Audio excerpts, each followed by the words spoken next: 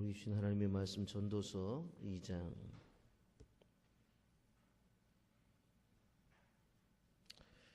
전도서 2장 24절부터 26절까지 전도서 2장 24절부터 26절 말씀까지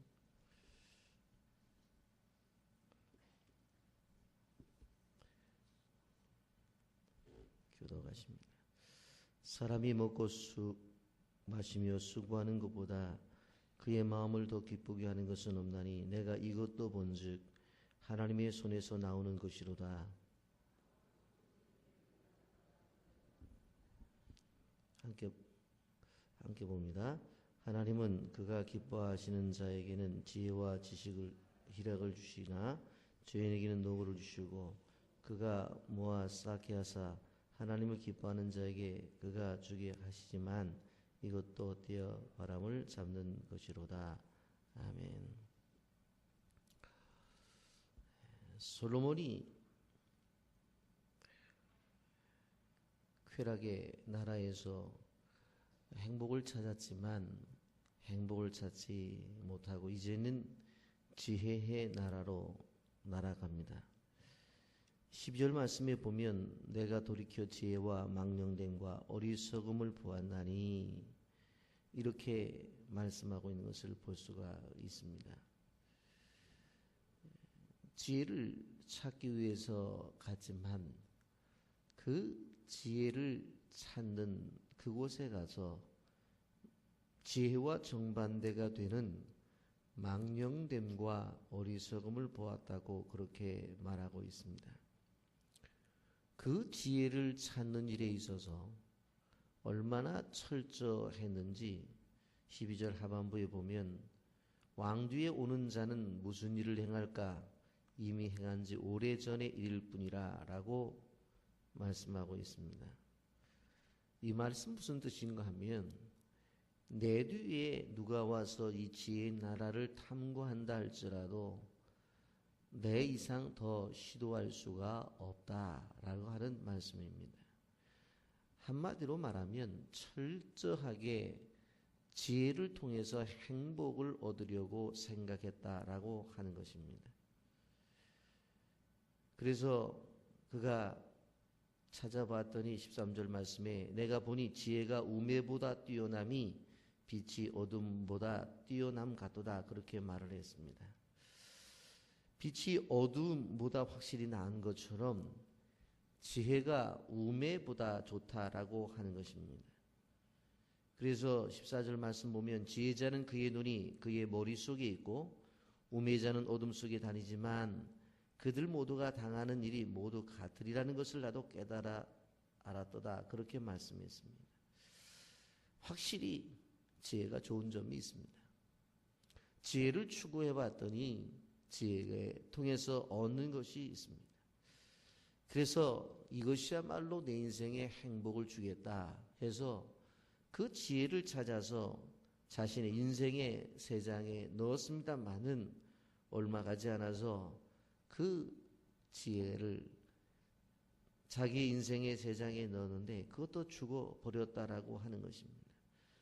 그래서 14절 하반절에 이렇게 말하는 것입니다. 모두가 당하는 일이 모두 같으리라는 것을 나도 깨달아도다. 지혜자나 우매자나 인생의 마지막에 가봤더니 다 똑같다 그 얘기입니다.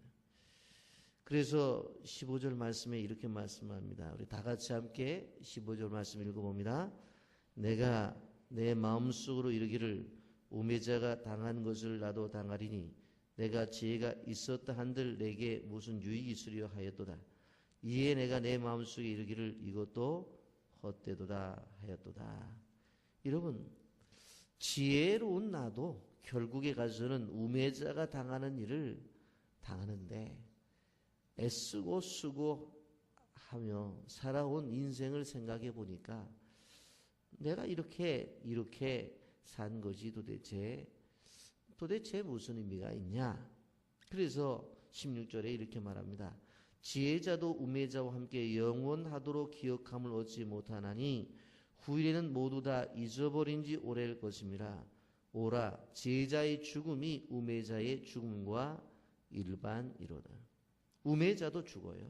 그러면 지혜자는 영원히 사냐? 그렇지 않다는 것입니다.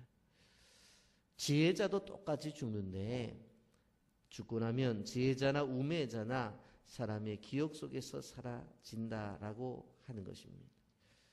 그래서 솔로몬은 지혜를 통해서 행복을 찾으려고 생각을 했지만 그렇게 해서 찾지 못했다라고 하는 것입니다. 그래서 17절에 이렇게 결론을 내립니다.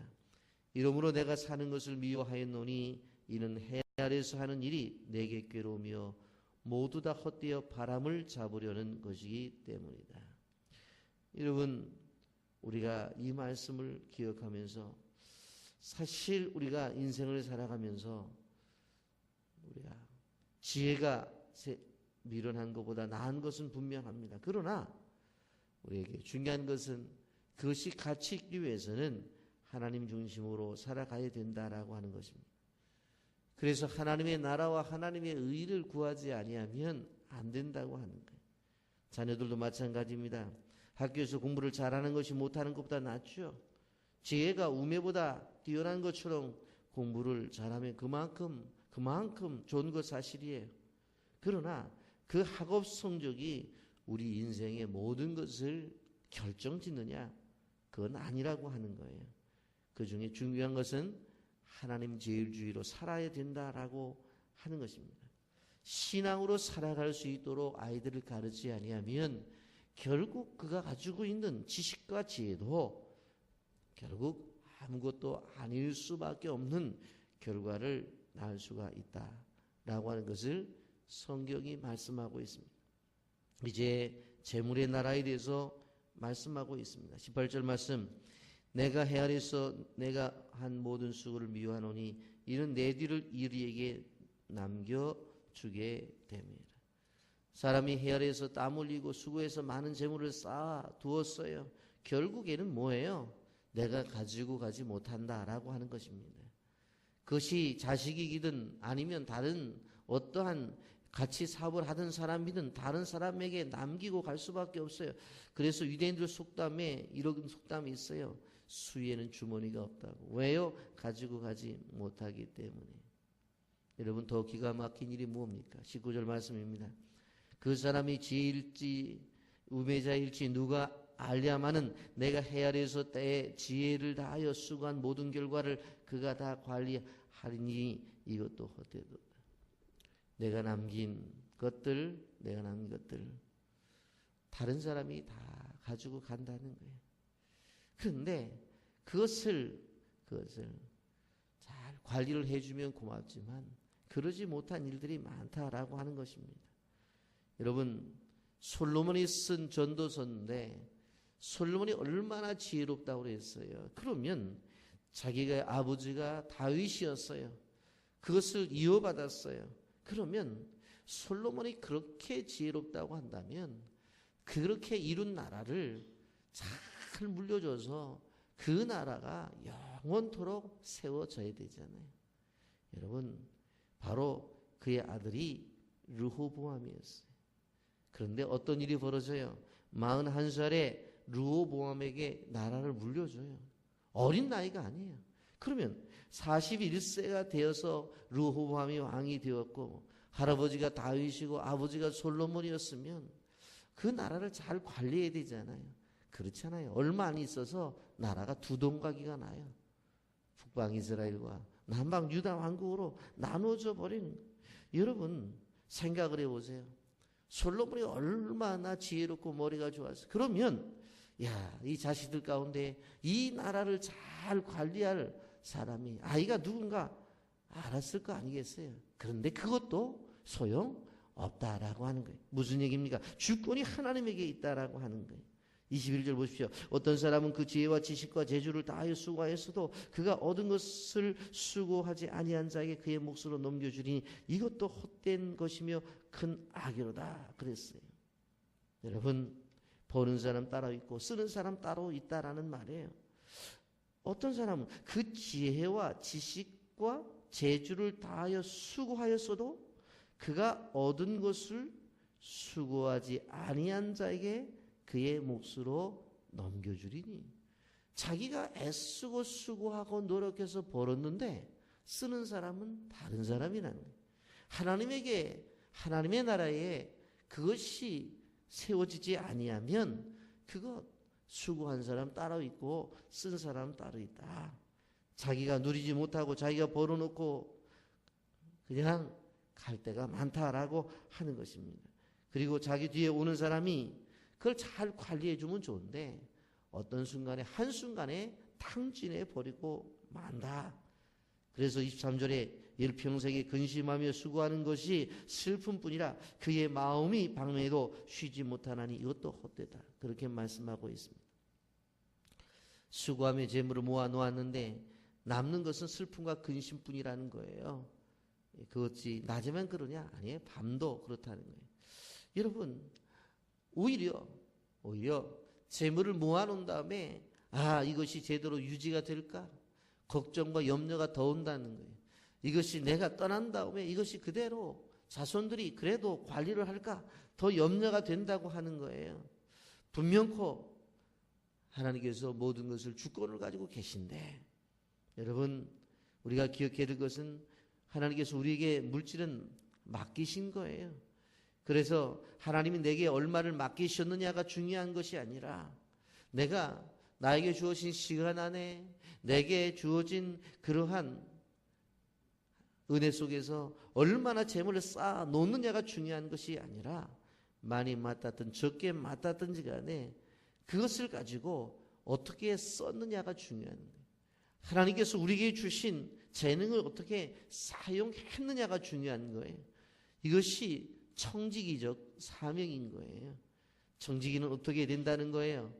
그것이 5달란트를 받았든 몇 달란트를 받았든지 간에 그것을 땅속에 묻어두는 것이 아니라 나 혼자 갖고 있는 것이 아니라 그것을 통해서 어떻게 해요? 하나님의 나라의 확장을 맛보아야 된다라고 하는 것입니다. 그렇다고 한다면 솔로몬이 깨달은 행복이 도대체 뭡니까? 우리 어제 생각해 보았습니다. 쾌락의 문도 두드려 봤어요. 지혜의 문도 두드려 봤어요. 재물의 문도 두드려 봤어요. 그런데 그 어디서도 행복을 찾지 못했다라고 하는 것입니다. 여러분 24절 말씀, 사람이 먹고 마시며 수고하는 것보다 그의 마음을 더 기쁘게 하는 것은 없나니 내가 이것도 본즉 하나님의 손에서 나오는 것이로다.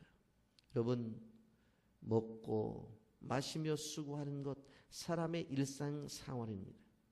생각해보면 지극히 평범한 일입니다. 매일의 삶 속에서 우리가 하는 일들이에요. 그런데 그 속에 행복이 있다는 거예요. 사람이 먹고 마시며 수고하는 것. 여러분, 이건 단순한 건데 여러분, 음식이 아무리 많이 있어도 먹을 거 다 못 먹는 거예요. 여러분, 마실 것이 앞에 수없이 있어도 다 마실 수 있는 것이 아닙니다. 여러분, 그리고 수고하는 것 다 일하고 싶다고 해서 일할 수 있는 게 아니에요. 죄송합니다만은 제가 당뇨가 오니까 제일 먼저 금해야 되는 게 뭐냐? 과식하지 말라. 먹고 싶다고 해서 많이 먹을 수 있는 게 아니에요. 그리고 마시고 싶다고 해서 다 마시는 게 아니에요. 그거 아무리 앞에 맛있는 거 있어도 단 것은 입에 댈 수가 없어요. 그게 정말 예전에 마음껏 먹고 마실 수 있었던 것이 행복이라는 거예요. 그리고 일할 수 있다는 거. 일하고 싶어도 병원에 누워 있으면 안 된다는 거예요.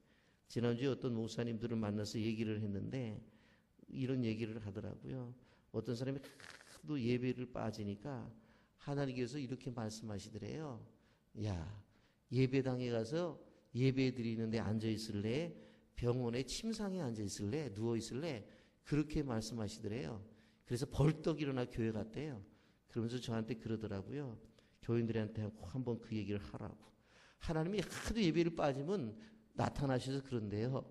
너 예배 시간에 가서 앉아 있을래? 병원에 침상에 누워 있을래? 둘 중에 하나 선택하라고 그런데요. 그렇게 얘기를 하더라고요. 맞아요. 이게 단순한 거잖아요. 먹는 거, 마시는 거, 일하는 거 다 하는 거잖아요. 근데 이게 행복이라는 거예요. 여기 보면 그래서 사람이 먹고 마시며 수고하는 것보다 그의 마음을 더 기쁘게 하는 것은 없나니 내가 이것도 본즉 누구의 손에서 나오는 거예요? 하나님의 손에서 나오는 거예요. 하나님의 손에서 나오는 거예요. 여러분, 우리가 기억해야 돼요. 최고의 삶이 뭐냐?